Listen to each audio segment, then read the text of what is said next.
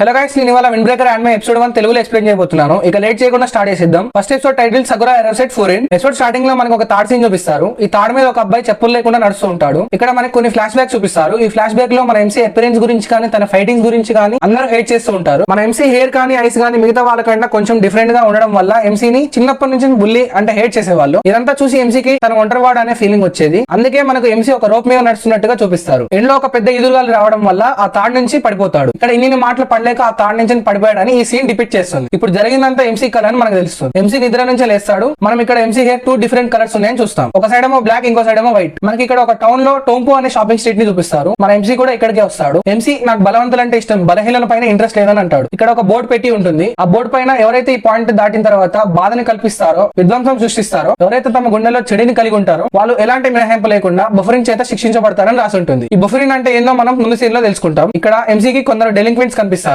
డెలింక్వెంట్స్ అంటే గుండాలని అనుకోవచ్చు. ఈ గుండా పొరగాలు ఒక అమ్మాయిని ఏడిపిస్తా ఉంటారు. ఆ అమ్మాయి సిచువేషన్ నుంచి తప్పించుకుంటుంటే వీడు అమ్మాయి చేయి పట్టుకుంటాడు. ఇదంతా చూస్తూ మన మెయిన్ ప్రొటాగనిస్ట్ ఆ గుండాలు నాపి వాళ్ళని ఫైట్ చేసి ఓడిస్తాడు. ఇందులో ఒకటికి ఎంసీ నా పేరు నా ముఖం గుర్తుపెట్టుకో, ఎందుకంటే బలహీనలు నా కంటపడకుండా బలవంతులు నా వెంట పడేటట్టు నేను ఫూరిన్ హై స్కూల్ కి చెందిన హరుకా సకురా అని అంటాడు. ఇక్కడ ఎంసీ ఫేస్ రివీల్ అవుతుంది. ఇందాక చెప్పినట్లు మన ఎంసీ ఒక డెలింక్వెంట్. ఎంసీ యొక్క ఫేస్ అందరికంటే డిఫరెంట్ గా ఉంటుంది. 2 different hair colours, ice and eyebrows ఉంటాయి. నేను ఇప్పటి ఎంసీని సకురా అని పిలుస్తాను గైస్. సకురా అంటే చాలా మందికి చెత్తబుట్ట గుర్తొస్తుంది. హోప్ఫుల్లీ యానిమే అయిపోయాక మీకు విండ్ బ్రేకర్ సకురా గుర్తొస్తాడని అనుకుంటున్నా. నెక్స్ట్ ఆ అమ్మాయి వచ్చి నన్ను సేవ్ చేసినందుకు థ్యాంక్ యూ చెప్తుంది. ఇది విన్న సకురా మొత్తం సిగ్గుపడిపోతాడు. సకురాకి ఎప్పుడు ఎవరు థ్యాంక్స్ చెప్పినట్లు లేదని మనకు అర్థమవుతుంది. సకురా నేను నేమ్ సేవ్ చేయలేదు, వాళ్ళు ఎక్కువ చేస్తుంటే వాళ్ళకి పని చెప్పాను అంటాడు. మనకి ఈ అమ్మాయికి షాపింగ్ స్ట్రీట్ లో ఒక రెస్టారెంట్ ఉందని తెలుస్తుంది. తర్వాత సకురాకి ఆమె మంచి ఒక ఆమ్లెట్ రైస్ చేసిస్తుంది. ఆ అమ్మాయి ఒకప్పుడు ఈ టౌన్ చాలా డేంజరస్ ప్లేస్ లాగా ఉండేదని, ఇక్కడ చాలా గొడవలు జరిగేవని, నార్మల్ పీపుల్ ఈ టౌన్ కి రావడానికి ఇష్టపడరని చెప్తుంది. ఇంకా నేను కూడా ఈ టౌన్ కి చెందిన దానికి కాదని, నా పేరు కొటోహా టచిబానా అని ఇంట్రడ్యూస్ చేసుకుంటుంది. ఇక్కడ సకురా కూడా వేరే సిటీ నుంచి వచ్చాడు. ఈ అమ్మాయి తనతో ఇంత ఫ్రెండ్లీగా ఎందుకు మాట్లాడుతుందో సకురాకి అర్థం కాదు. ఇప్పుడే కదా తన ముందు 5 కొట్టాను అని అనుకుంటాడు. ఈ అమ్మాయి ఏమైందని అంటుంది. తర్వాత ఆ అమ్మాయి చేసిన ఆమ్లెట్ రైస్ తింటాడు. సకురా కూడా చాలా నచ్చుద్ది. సకురాకి అసలు ఏం అర్థం కాదు, ఎందుకంటే ఈ అమ్మాయి కొటా ఇంత మంచిగా మాట్లాడుతుంది. కొటా సకురా ఫేస్ దగ్గరకు వచ్చి చూసి సకురా కావాలని హెయిర్ కలర్ అండ్ కళ్ళకి లెన్స్ పెట్టుకున్నాడని అనుకుంటుంది. తర్వాత కొంచెం కేర్ఫుల్ గా చూసిన తర్వాత సకురావి natural hair colour and eyes అని అర్థం చేసుకుంటుంది. సకురా ఈ మాటలు వినగానే డిఫెన్సివ్ మోడ్కి వెళ్ళిపోతాడు.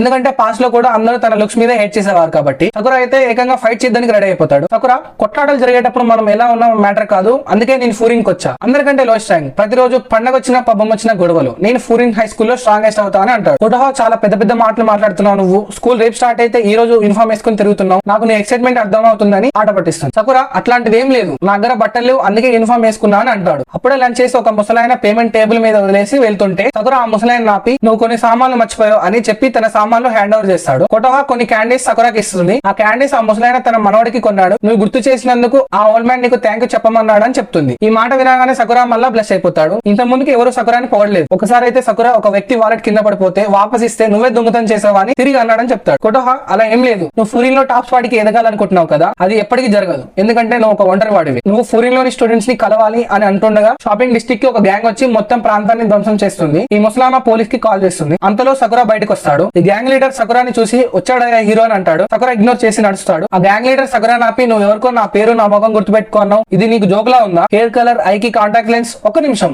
ఇవి నీ నిజమైన హెయిర్ కలర్ అండ్ ఐసా, నువ్వు పిల్లిలా ఉన్నావే అని మాట్లాడతాడు. ఆల్రెడీ ఎప్పటి నుంచో మాటలు పడుతున్న సకురాకి ఇది నార్మలే. ఆ గుండా మాకు ఫోరిన్ కి మధ్యలో వార్ జరగబోతుంది అని చెప్పే లోపే సకురా మొక్కం మీద ఒక గిప్పని గుత్తాడు. సకురా నేను వేడిగా ఉంటానని నాకు తెలియదా, నేను ఇలానే ఉంటా, ఏం పిక్కుంటావు పిక్కు అని అంటాడు. ఇక్కడ మనకి సకురా ఫైటింగ్ స్కిల్ చూపిస్తారు గాయ్. అంతలో బయట ఏందో సౌండ్లు వినపడుతున్నాయని కొటోహా బయటకు వస్తుంది. ఈ ఛాన్స్ ను ఒకటి క్యాచ్ చేసుకుని కొటోహా గొంతు మీద కత్తి పెడతాడు. ఆ గుండాగాడు ఈ ఫూరిన్ కొడుకులు టౌన్ పీపుల్ ని హాస్టల్ తీసుకుంటే ఏం పీకలేరని అంటాడు. వాడు సకురా భయపడిపోతాడు అనుకున్నాడు కానీ మనోడు ముఖం మీద ఫ్లైంగ్ కిక్ ఇచ్చి దొప్పుతాడు. సకురాకి గుండాలు కత్తులు కటార్లు వాడడం నచ్చదు. తర్వాత సకురా ఫైట్ చేస్తుంటే సకురా తన కొటాను ప్రొటెక్ట్ చేస్తూ ఫైట్ చేయడం కష్టమని రియలైజ్ అవుతాడు. సకురా అసలు కొటాను ఎందుకు ప్రొటెక్ట్ చేస్తున్నాడు, ఎవరికైనా హెల్ప్ చేసినా తనకి ఎప్పుడు మంచి జరగలేదని అనుకుంటాడు. ఇదే ఛాన్స్ అనుకున్నాడు కత్తి తీసుకొని సకురా కాలని కోస్తాడు. ఇంకోటి బ్యాట్ పట్టుకొని వేసేద్దామని వస్తున్నా ఏం చేయాలో అర్థం కాని సకురాని ఫురిన్ యొక్క సీనియర్ స్టూడెంట్ సకురాని సేవ్ చేస్తాడు. ఆ సీనియర్ కొటహాని ఈ నా కొడుకులు నీ మీద చేశారా అని అడుగుతాడు. కొటా ఈ సీనియర్ చూసి హ్యాపీగా ఫీల్ అవుతుంది. నెక్స్ట్ ఇంకొన్ని సీనియర్స్ కూడా సీన్ లోకి ఎంటర్ అవుతారు. ఈ ఫురిన్ లోని సీనియర్ స్టూడెంట్ అయితే బేస్బాల్ బ్యాట్ ని ఉంచి పడేస్తాడు. వాళ్ళ ఫ్రెండ్స్ తో ఎవరైనా ఈ లైన్ దాటొస్తే నేను మిమ్మల్ని వేస్తా అని ఈ సీనియర్స్ అందరు కలిసి గుండాలో పనిపడతారు. ఈ సీన్ చూసి ఆ టౌన్ టౌన్ ప్రజలు హ్యాపీగా ఫీల్ అవుతారు. ఎందుకంటే ఈ గుండాగాళ్ళు అద్దాలు విండోలు పలగొట్టి మొత్తం టౌన్ ని ధ్వంసం చేశారు. కోట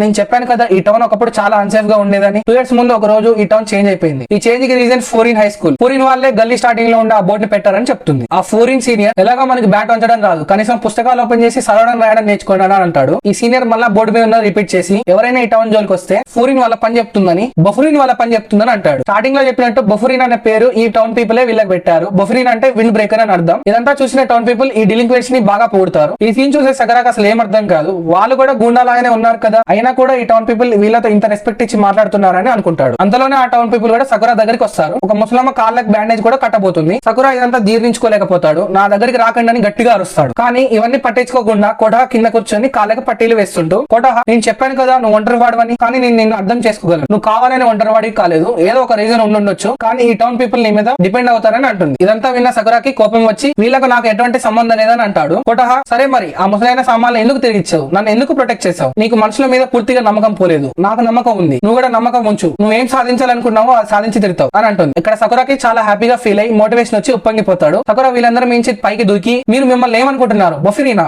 ఈ టౌన్ కి రక్షకులా, దీని అమ్మ ఏం ఫీల్ ఉందిరా అని ఎవరైతే గుండా మిగిలిపోతాడో వాడికి ఒక ఫ్లైయింగ్ కిక్ ఇచ్చి ఫినిష్ చేస్తాడు. సకురా ఫైటింగ్ ఎబిలిటీస్ చూసిన ఫోరిన్ స్టూడెంట్స్ షాక్ అవుతారు. సొసైటీలో లోయెస్ట్ ఆఫ్ ది లో అందరి చేత ద్వేషించబడే ఒక అబ్బాయి ఈ టౌన్ కి ఎలా హీరో అనేది ఈ స్టోరీ. సో ఇది guys wind breaker episode 1 explanation Telugu. నేను ఈ వీడియోలో ఏమైనా మిస్టేక్స్ చేస్తే నన్ను కరెక్ట్ చేయండి. ఈ వీడియోకి మంచి రెస్పాన్స్ వస్తే ఎపిసోడ్ 2 కూడా తెలుగులో ఎక్స్ప్లెయిన్ చేస్తా. దిస్ ఇస్ యువర్ యానిమే బాబాయ్. Thank you for watching.